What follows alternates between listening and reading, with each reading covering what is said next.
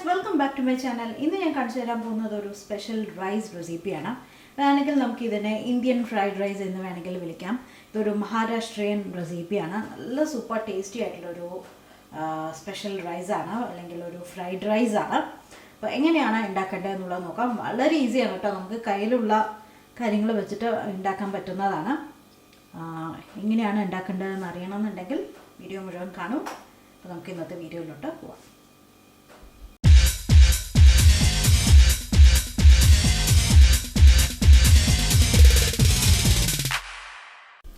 അപ്പോൾ നമുക്ക് സ്പെഷ്യൽ ആയിട്ടുള്ള ഫ്രൈഡ് റൈസ്, നമ്മുടെ ഇന്ത്യൻ ഫ്ലേവറിലുള്ള ഫ്രൈഡ് റൈസ് ഉണ്ടാക്കാൻ തുടങ്ങാം. അപ്പോൾ അതിന് വേണ്ടിയിട്ട് ഞാൻ ബസ്മതി അരി, ഞാൻ ഏകദേശം 1 കപ്പ് അരി ഞാൻ 2 കപ്പ് വെള്ളത്തിൽ വേവിച്ച് വെച്ചിട്ടുണ്ട്. തലേ ദിവസം വെച്ച അരിയാണെങ്കിൽ അത്രയും കുറച്ചുകൂടെ ടേസ്റ്റ് കൂടുതലാണ്. അപ്പോൾ ഞാൻ വേവിച്ചിട്ട് കുറച്ച് നേരം ഫ്രിഡ്ജിൽ വെച്ചു, ഒന്ന് ഡ്രൈ ഔട്ട് ആവാൻ വേണ്ടിയിട്ട്. ഒന്ന് ഫോർക്ക് വെച്ചിട്ട് ഒന്ന് ഫ്ലഫ് ചെയ്തെടുക്കുകയാണ് കേട്ടോ. ഓക്കെ, അപ്പോൾ ഇങ്ങനെയാണ് അരിയുടെ കാര്യം. അരി ഓൾറെഡി ഞാൻ വേവിച്ച് വെച്ചിട്ടുണ്ട്. ഇനി ഞാൻ ഇതിലേക്ക് ഒരു 1/4 ടീസ്പൂൺ അല്ലെങ്കിൽ ഒരു 1/2 ടീസ്പൂൺ മഞ്ഞൾപ്പൊടി ഇട്ട് കൊടുക്കുകയാണ്. 1 ടീസ്പൂൺ മുളക് പൊടി, ഒരു 1/2 ടീസ്പൂൺ ഗരം മസാല, പിന്നെ ഞാൻ കുറച്ച് മല്ലിയില ഇട്ട് കൊടുക്കുകയാണ്. ആൻഡ് ഫൈനലി ഉപ്പ്. എന്നിട്ടെല്ലാം ഒന്ന് മിക്സ് ചെയ്യണം കേട്ടോ. ഈ മസാല എല്ലാവിടേക്കും എത്തണം. ഇത് സെറ്റ് ചെയ്ത് വെച്ചിട്ട് വേണം നമുക്ക് ഉണ്ടാക്കാൻ തുടങ്ങാം. ഈ മസാല എല്ലാ റൈസിലേക്ക് നന്നായിട്ടൊന്ന് കോട്ടാവട്ടെ. കൈ കൊണ്ട് മിക്സ് ചെയ്യണമെങ്കിൽ കുറച്ചുകൂടെ നല്ലതാണ്. മസാല നന്നായിട്ട് എല്ലാവിടേക്കും എത്തും. അപ്പോൾ ഞാനിത് മിക്സ് ചെയ്ത് വെച്ചിട്ടുണ്ട്. ഇത് ഇനി നമുക്ക് തൽക്കാലം സൈഡിലേക്ക് മാറ്റി വയ്ക്കാം. ഇനി നമുക്ക് ഗ്യാസിൻ്റെ അടുത്ത് പോയിട്ട് ഉണ്ടാക്കാൻ തുടങ്ങാം. ഞാനൊരു പാൻ വെച്ചിട്ടുണ്ട്. ഇതിലേക്ക് ഞാൻ കുറച്ച് നെയ്യ് ഒഴിച്ചു കൊടുക്കുകയാണ് കേട്ടോ.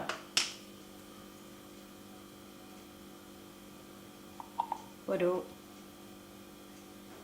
1.5 ടീസ്പൂൺ 2 ടീസ്പൂണോളം നെയ്യ് ഒഴിച്ചിട്ടുണ്ട്. എന്നിട്ട് നമുക്ക് ഇതിലേക്ക് കടുക്, ജീരകം ഒക്കെ ഇട്ട് കൊടുക്കാം. അപ്പോൾ ഞാൻ ഒരു സൈഡിലേക്ക് ആക്കി വെച്ചിരിക്കുകയാണ്. ഞാനതിലേക്ക് ഒരു 1/2 ടീസ്പൂൺ കടുക് ഇട്ട് കൊടുക്കുകയാണ്. കടുക് ഒന്ന് പൊട്ടി വരട്ടെ. പൊട്ടി വരുന്ന സമയത്ത് നമുക്ക് ഇതിലേക്ക് ബാക്കിയുള്ള എന്തൊക്കെ ഇൻഗ്രീഡിയൻസ് ആഡ് ചെയ്യണം എന്നുള്ളത് ഞാൻ കാണിച്ചു തരാം. കടുക് പൊട്ടിക്കൊണ്ടിരിക്കുകയാണ്. അപ്പോൾ ഇതിലേക്ക് ഞാൻ ഒരു 1/2 ടീസ്പൂൺ ജീരകം ഇട്ട് കൊടുക്കുകയാണ്. ജീരകം ചെറുതായിട്ടൊന്ന് പൊട്ടും. ഇതിലേക്ക് കുറച്ച് കറിവേപ്പില,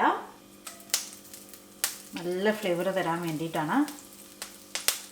ഓക്കെ, അതുമാതിരി ഞാൻ കുറച്ച് ഒരു 5-6 വറ്റൽമുളക് എടുത്തിട്ടുണ്ട് എരിവിന് വേണ്ടിയിട്ട്. അതിട്ട് കൊടുക്കുകയാണ്. അതുമാതിരി ഞാനൊരു ചെറിയ ഒരു ഉരുളക്കിഴങ്ങ് ചെറുതാക്കി കട്ട് ചെയ്ത് വെച്ചിട്ടുണ്ട്. നമുക്ക് വേണമെങ്കിൽ ഒരു മീഡിയം സൈസ് ഉരുളക്കിഴങ്ങ് എടുക്കാം.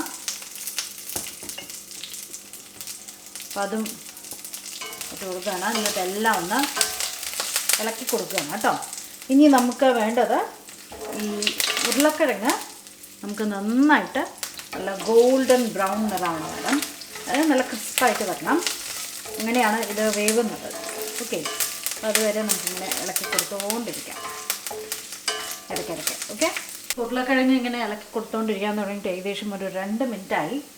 അപ്പോൾ ഉരുളക്കിഴങ്ങ് വേവുന്നതിൻ്റെ കൂട്ടത്തിൽ തന്നെ നമുക്ക് ഇതിലേക്ക് ഒരു മീഡിയം സൈസ് സവാള അരിഞ്ഞത് ഇട്ട് കൊടുക്കുകയാണ്.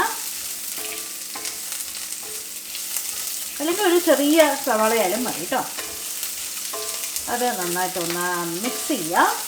ഇതിൻ്റെ കൂട്ടത്തിൽ തന്നെ നമുക്ക് ഒരു 1/2 ടേബിൾ സ്പൂൺ വരണ മാതിരി വെളുത്തുള്ളി ചെറുതാക്കി അരിഞ്ഞതാണ്.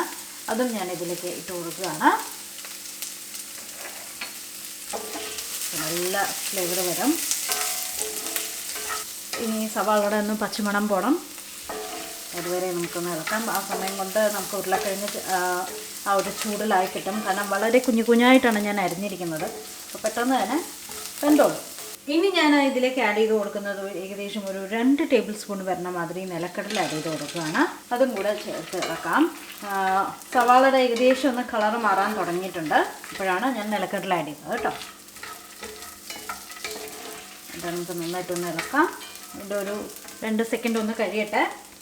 അതിനുശേഷം നമുക്ക് റൈസ് ആഡ് ചെയ്ത് കൊടുക്കാം. ഉരുളക്കിഴങ്ങിലും നമ്മൾ സവാളയിലൊന്നും ഞാൻ ഉപ്പിട്ടിട്ടില്ല. അപ്പോൾ ജസ്റ്റ് ഒരു നുള്ള ഉപ്പ് ഇതിലേക്ക് ഇട്ട് കൊടുക്കുകയാണ്. ആൻഡ് നമ്മൾ ഇനി റൈസ് ആഡ് ചെയ്യാൻ പോവുകയാണ് കേട്ടോ.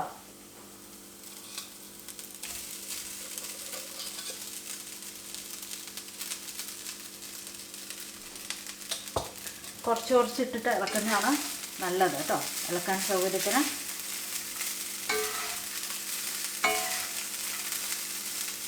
കുറച്ച് വലിയ പാനിൽ ചെയ്യുന്നതാണ് നല്ലത്, എന്നാലേ നമുക്ക് ആ ഒരു ഫ്രൈഡ് റൈസിൻ്റെ ഒരു എഫക്റ്റ് വരുള്ളൂ.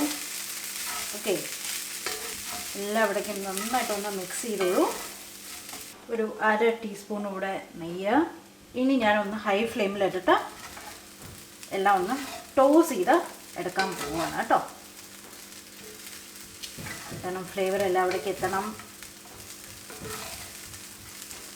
എല്ലാം ഒന്ന് ഇളക്കി കൊടുക്കുകയാണ്.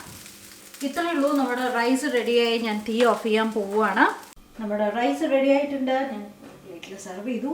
എന്തായാലും എല്ലാവരും ട്രൈ ചെയ്ത് നോക്കൂ. നല്ല സൂപ്പർ ടേസ്റ്റി ആയിട്ടുള്ള ഒരു റൈസാണ്. നമുക്ക് പുതിയ വീഡിയോ ആയിട്ട് വീണ്ടും കാണാം. വീഡിയോ ലൈക്ക് ചെയ്യാനും ഷെയർ ചെയ്യാനും മറക്കരുത്. ഇതുപോലത്തെ വെറൈറ്റി റെസിപ്പീസ് കാണണം എന്നുണ്ടെങ്കിൽ സബ്സ്ക്രൈബ് ചെയ്യൂ. നമുക്ക് പുതിയ വീഡിയോ ആയിട്ട് വീണ്ടും കാണാം. Bye bye.